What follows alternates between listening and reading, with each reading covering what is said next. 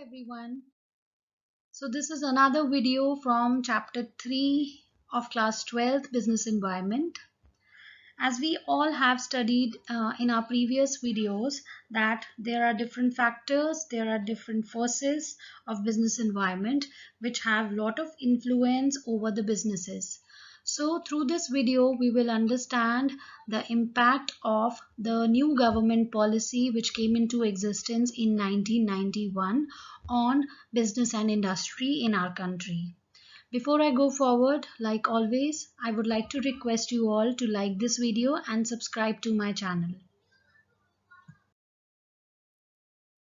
So we will now understand impact of government policy changes on business and industry. Very first point under this category is increasing competition. So after this new policy, Indian companies have to face all-round competition. That means competition from the internal market and also competition from the MNCs which have now become a part of Indian market.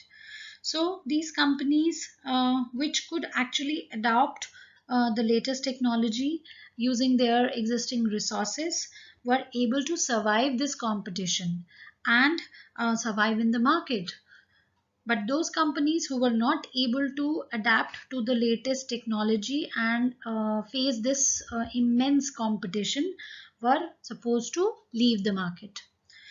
For example, prior to this policy, banking sector, insurance, telecommunication, airlines, all were under public sector and they were enjoying monopolistic market. So after this policy, many private players came into the market. That means private banks, private airlines, private telecommunication companies. So they gave good competition to these existing companies. So those who were able to adapt survived in the market, otherwise left the market. Another point is more demanding customers. So prior to economic policies, there were only few industries or production units in the country. So whatever these production units were producing, people have only those choices.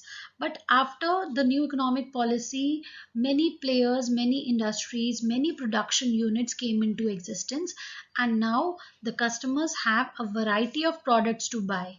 So suddenly they started giving offers, giving good deals to the customers to attract customers to buy their products.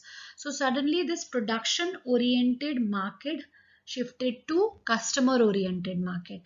That means this new policy make the customers basically the kingpin of the market, whose demand, whose need is now the major and very important factor to produce for these production units.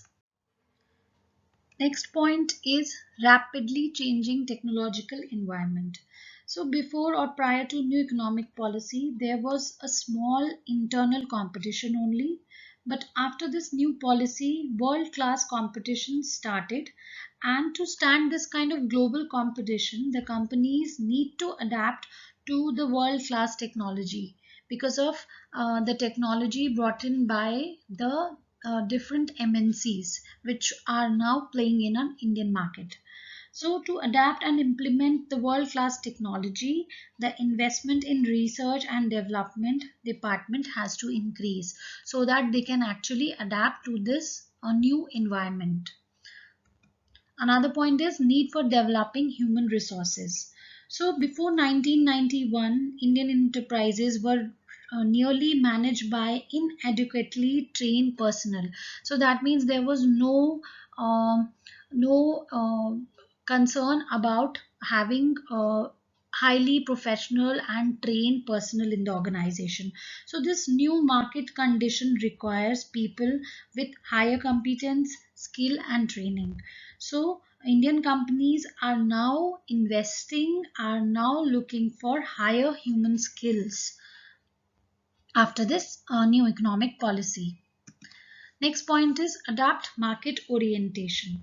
So earlier the firms were selling through the selling concept. That means produce first and then go to the market. But now companies have to follow the marketing concept. That means first planning the product, according to the market research, then developing the product as per the need, want of the customer, then going to the market, producing, selling through different kinds of techniques to the consumers, and also after selling the products taking care of after sales services. So the whole selling concept changed into the marketing concept after this policy. Next is necessity for change. So prior to 1991, business enterprise could follow only the stable policies for a very long period of time without any change. But after 1991 policy, the business enterprises were bound to modify their policies and operations as per the requirement of the time, as per the change in the competition in the market, as per the demands of the customers, and also the different kind of technological changes in the market.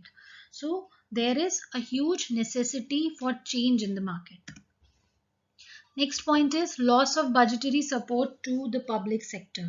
So prior to 1991, all the losses of public sector were used to be made good by government by sanctioning special funds from budgets. But today, the public sector have to survive and grow by utilizing their resources efficiently. Otherwise, these enterprises have to face disinvestment. That means sold out to the private sector, sorry.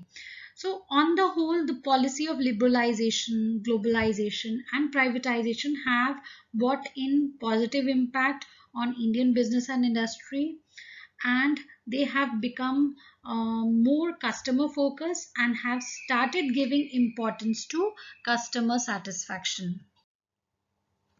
So the last point under this category is export a matter of survival. So Indian businessman was facing a lot of global competition, and the new trade policy made the external trade very liberal. So as the result, to earn more foreign exchange, many Indian companies joined the export business and later got very successful into it. Many companies increase their turnover more than like double by starting a different export unit. For example, Reliance, Videocon, MRF, Seat Tires, etc. got a really good hold on export market after the policy of liberalization. So we have reached the end of this video.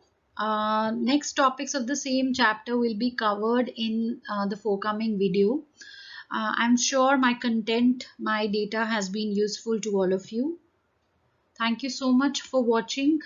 Please do not forget to like this video and subscribe to my channel. Have a very good day ahead.